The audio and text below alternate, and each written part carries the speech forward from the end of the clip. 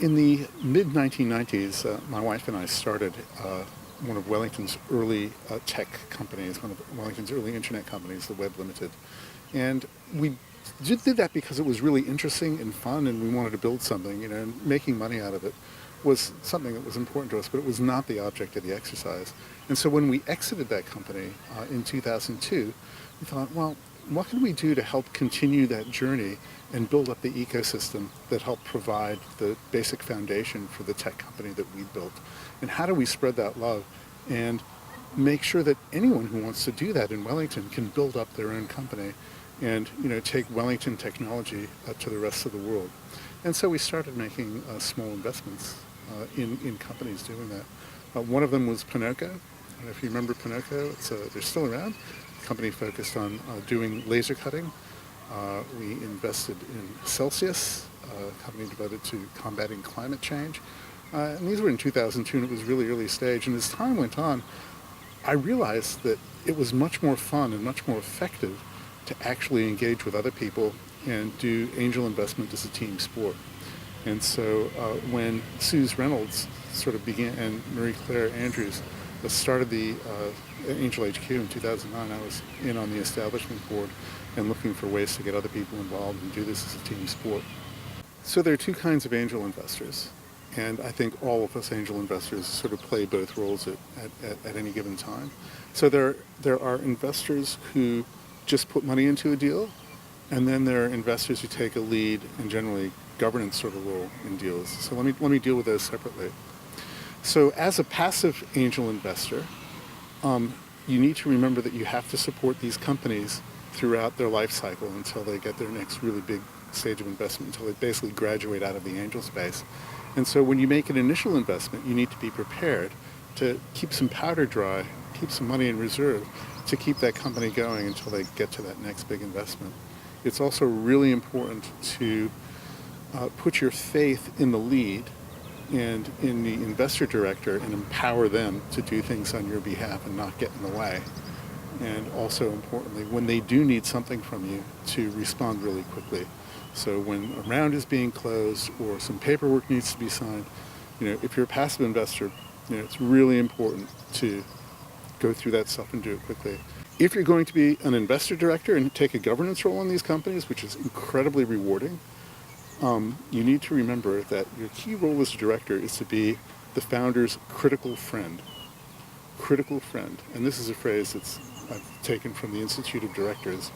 To be a critical friend means that you need to be critical of what's going on in the company and look at it, from a disconnected sort of viewpoint if you can, and ensure that the founder knows what needs to be done. But you need to be the founder's friend as well and always be empathetic with what's happening with the founder and ensure that they feel supported and empowered by their board and their shareholder base to do what needs to be done. Sure, as a director, you need to drive growth. You need to make sure that the foot is always on the accelerator.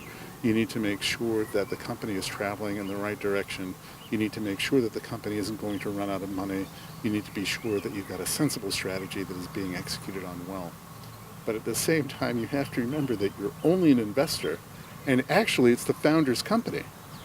And getting that dynamic right and that balance right is really difficult.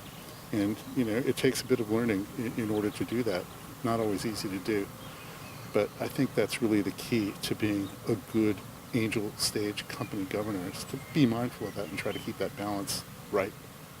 So when I'm looking at an angel deal, the sort of things that I look at depend on the stage of that deal. Now, I am really fond of really super early stage deals. I like companies, when they're just coming out of accelerators, or even while they're still in accelerators, is the sort of stage that I like to deal with because I like to be engaged upon the entire life cycle. So what do I look at in those really early stage companies? Team is everything, because you can have a great team can take a really bad idea and do something with it, whereas a crappy team can't take the best idea in the world and do things with it. So having a team that's resilient, that's creative, that works well together, that is scrappy, knows how to use resources well, that know how to sell. So, they may be really technically adept, but they need to be good with people as well. and having both that depth and breadth in the team really is about 10 times as important as anything else.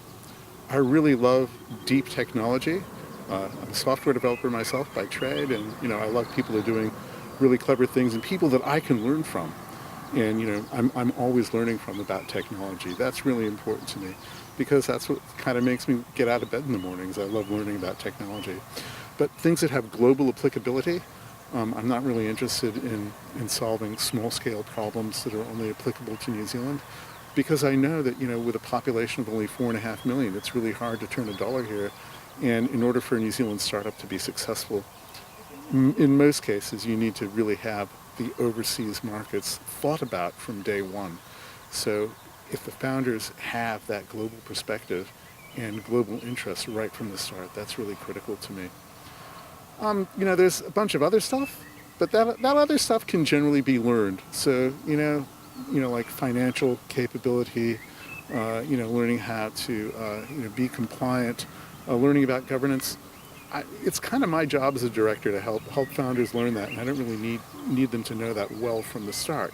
But I do need to know that they're quick learners and that they're honest, good people who, the sort of person that you'd want to be friends with or you trust looking after your kids.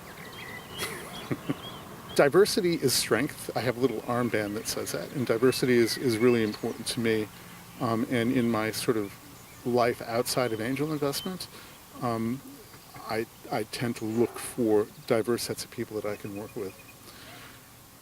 Having diverse points of view around the table really add a lot to any company.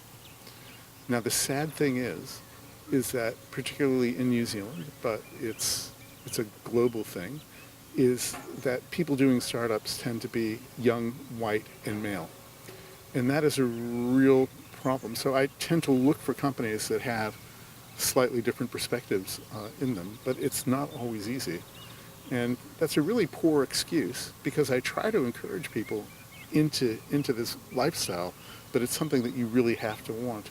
And there's a really sick bro culture in the tech industry worldwide, and New Zealand is not immune from that.